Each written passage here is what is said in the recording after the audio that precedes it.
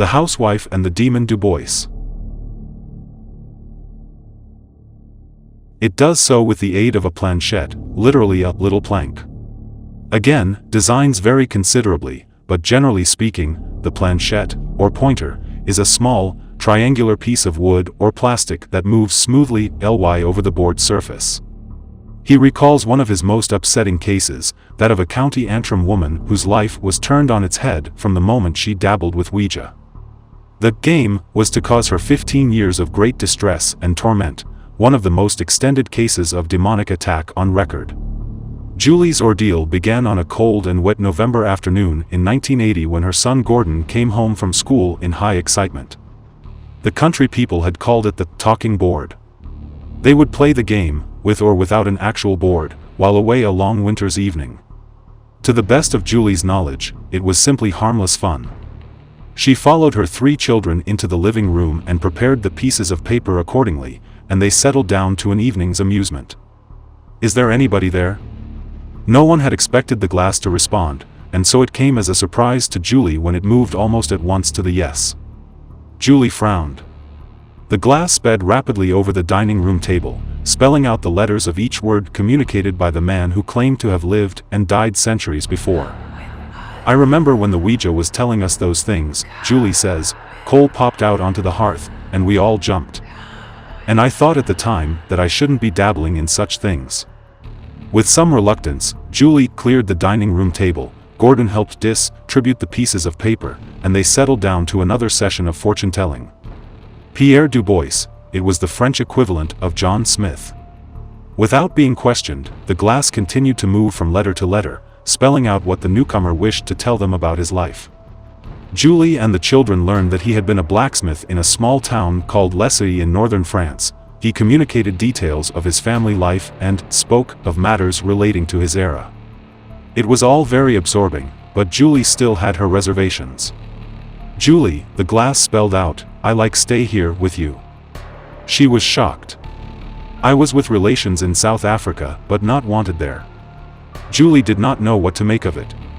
And she remained skeptical, still believing that either Gordon or his younger brother was moving the glass. Julie goes in the kitchen and shut the window, it read. Matters took on a more serious aspect at about 5 p.m. Julie's husband, John, came home from work to find her and the children still engrossed in their game. I'll get dinner, Julie said. It was for Julie. But I will come to him in the night like a ghost. Julie was terrified. Julie bent down to pick it up. Time for homework. That night Julie was unable to sleep. Alone in bed, hearing the rain buffeting the window, she found her thoughts straying to the silly game.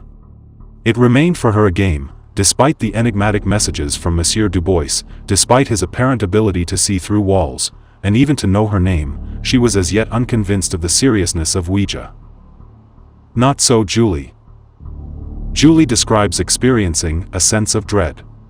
She sat up, fully alert, straining her ears for the slightest untoward sound, but all was silent except for the little trusted noises of the night, the ticking clock by the bedside, her husband's light snoring, the steady rain, a car hissing past on the road. Julie still had the covers over her head. Later, Julie would describe how loathsome and overpowering the stench was. She likened it to the odor of decay given off by a dead creature. When John woke next to her, she remembers him commenting on an odd smell in the room, like a campfire, he said, and concluding that someone nearby must have been burning garbage or perhaps had lit their chimney. She recalls feigning sleep, afraid that he might notice something that would betray what she had been through if she spoke. I'll see to the kids and take them to school. Half an hour later, Julie heard them leave. On the left side of Julie's face, the side that had been in contact with the unshaven visitant, was an angry red rash.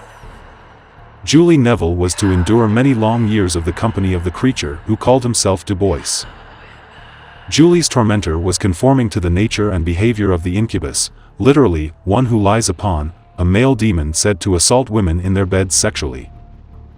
The entity would intrude most often while Julie was alone in her bed, but he also came while her husband slept soundly beside her. He gave her to understand that he was not prepared to go quietly, and made an attempt to cast him out. Julie would have to come with him. As ill luck would have it, the night following the first assault, Julie had to sleep alone. John was again at the hospital. She got the children off to bed early and retired to the living room. Julie gripped the Bible more tightly. She thought it might be one of the children, unable to sleep. "I fear no evil, for you are with me, God, please," Julie cried out. Julie felt crushed. It cannot have been easy for Julie to draw back the covers, return to bed, and face the darkness. The longer it went on, the more fearful I became, and the worse it got. Through her quiet weeping, Julie heard what she was dreading. One might wonder why she did not run screaming from the room at that moment, but Julie states that, with the door opening, a peculiar numbness crept over her, rendering movement impossible. Although his practice was 2 streets from her home, Julie arrived there on the verge of collapse.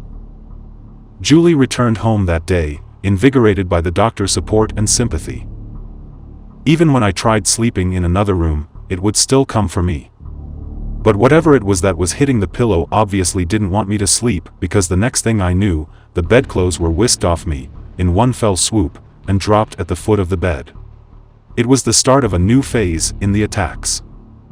As time went by, the pounding on the pillow and the removal of the covers became such routine occurrences that they failed to unnerve her. She would leave the bed half asleep and rearrange the covers.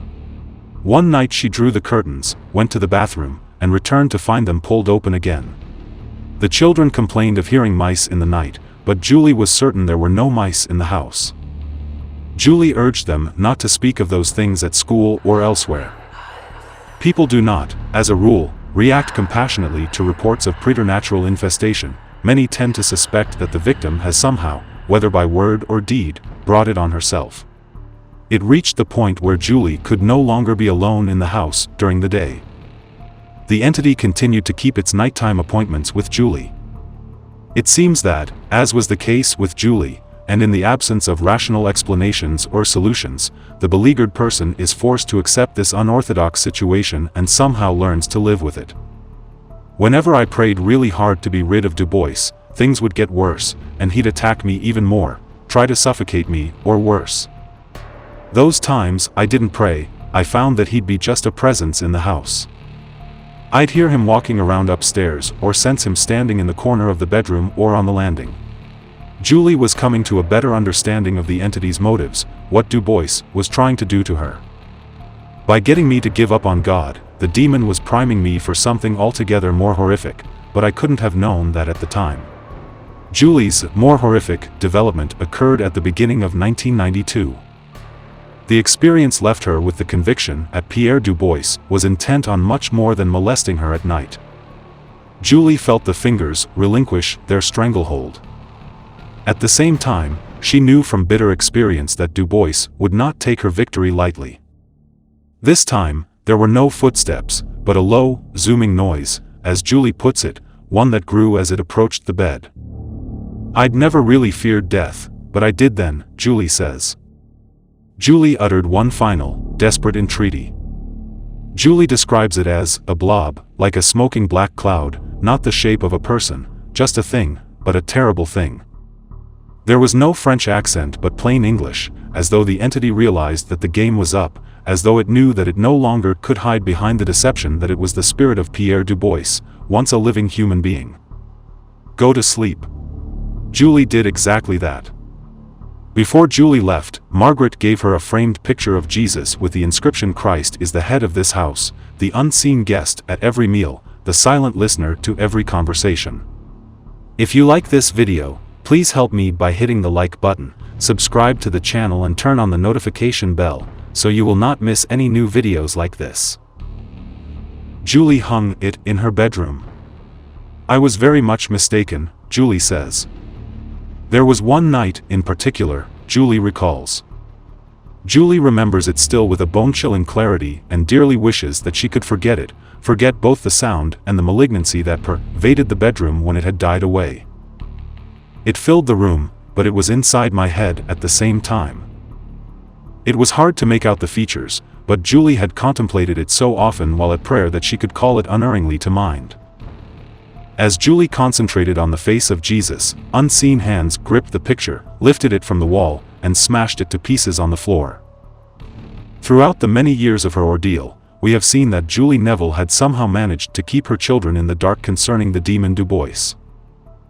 They were aware of something, of course. The noises and the taps turning themselves on and off were hard to ignore, but the two boys and their sister were never privy to what went on in their mother's room when she was alone. I knew deep down that I should never have allowed Gordon to play with the Ouija in the first place. In the summer of 1994, John and Julie went on vacation with the younger children, leaving Gordon in charge of things. Gordon, now in his 30s, recalls that harrowing time. But I thought it was just me, being on my own in the empty house for the first time. Well, sleeping actually isn't the right word because I didn't get any sleep. The strange thing was, he says, that when I went to hang it back up again, I discovered that it couldn't have just fallen unaided because the nail that held it was still in the wall and the loop of cord on the cross wasn't broken. Gordon got into bed.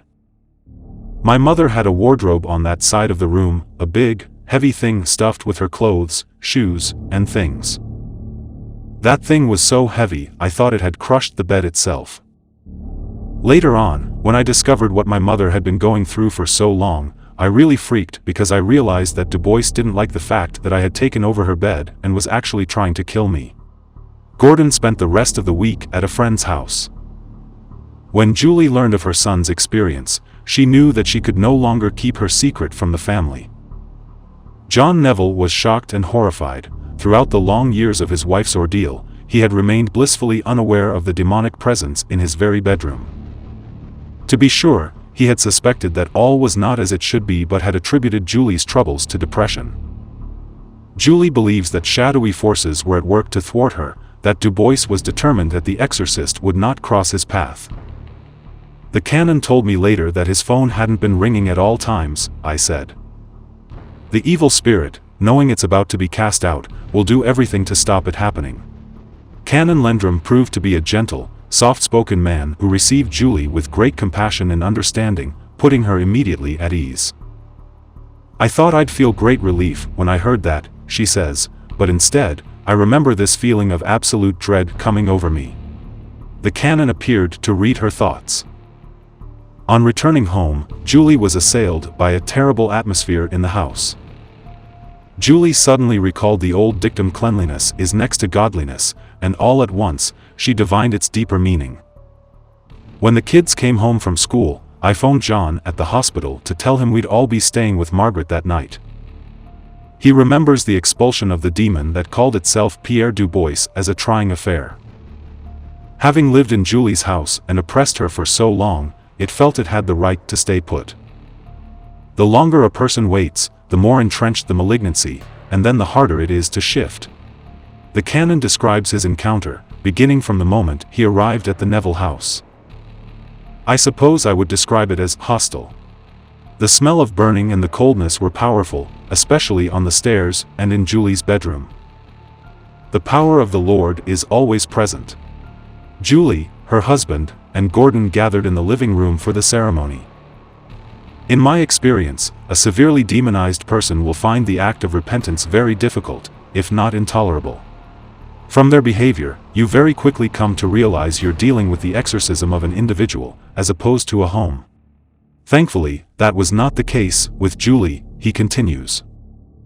She willingly rejected all associations with Ouija and the occult and recommitted her life to the Lord. Once Julie had formally, and in the presence of witnesses, rededicated herself to Jesus, Canon Lendrum was ready for the Eucharist service. The assistant sat on either side of Julie, with John and Gordon flanking them. Behold, I have given you authority to trample on serpents and scorpions, and over all the power of the enemy, and nothing shall hurt you. The canon joined his hands, and bowed his head in silent prayer. Julie was reminded of a similar winter's evening all those years ago, an evening when a much happier but gullible young woman had placed her finger on the glass and allowed something unclean to intrude upon her life.